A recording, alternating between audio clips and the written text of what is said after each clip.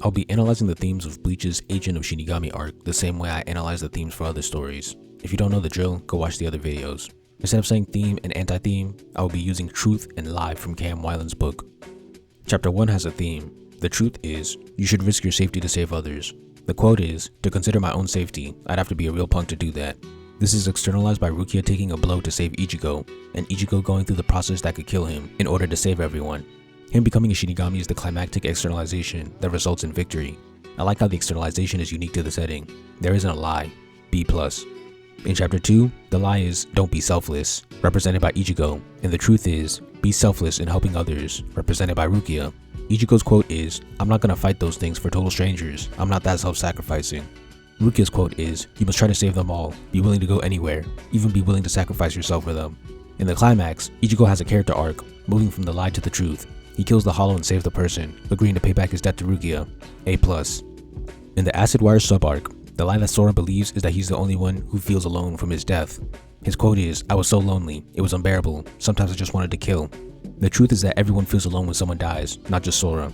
Ichigo's quote is, those who die and those who get left behind, they all feel alone. You were so caught up in your own loneliness, you forgot about hers. Sora has a character arc and chooses to pass on. This isn't exactly a climactic externalization. C+. The Shrieker sub-arc has no theme. In the Mod Soul sub-arc, the lie is that not all lives are valuable. This is represented by the Soul Society eliminating the Mod Souls, and Kisuke wanting to kill Kon at the end. Kisuke's quote is, I'm going to destroy it, referring to Kon. It is also represented by the kids who said, characters who don't obey their masters should die. The truth is that all lives are valuable. This is represented by Kon attacking the kids for deleting a character, Kon saving the lives of ants, and Rukia saving Kon from Kisuke in the climax. Kon's quote is, I exist, I should have the right to live and die freely. This gets an A+ because it checks all the boxes and externalizes both sides multiple times. In the Grand Fisher sub-arc, the lie is that you should always fight to preserve life, and the truth is that sometimes you need to fight to preserve honor. In the arc, Ichigo is fighting a personal fight for his honor and doesn't want Rukia to interfere. Ichigo and Ukitake believe the truth while Rukia believes the lie. The truth quote comes from a flashback. Ukitake said, what about his honor? If you help him now, he will be saved, but his honor will be damaged forever. Rukia replied with, who cares about honor? What difference does it make if he's dead? In the present, Rukia said, I'm going to help Ichigo.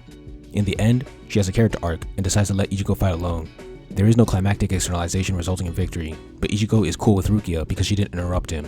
B-. The Don Kanonji sub-arc has no theme. The Uryu sub-arc has two themes.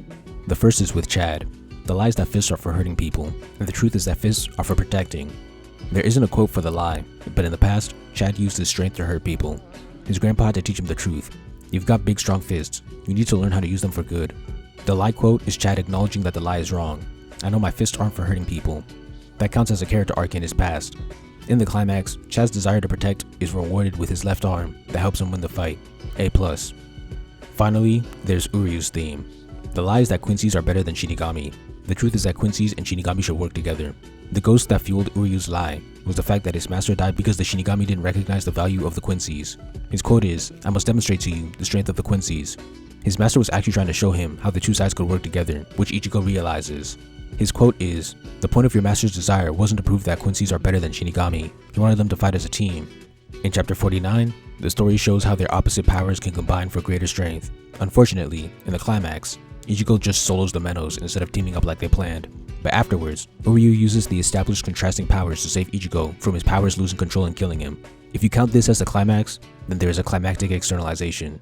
The way parts of the theme played into the setting, with how Quincy's upset the balance of the souls, and how the two have opposite powers that mix well, is such a creative way to externalize the theme. A+. Here's the report card. Chapter 1, B+, Chapter 2, A+, Acidwire, C+, Shrieker, F, Mod Soul, A+, Grand Fisher, B-, Don Kanonji, F, Chad, A+, Uryu, A+. In conclusion, Bleach was really good at executing themes and combining them with character arcs in the first story arc.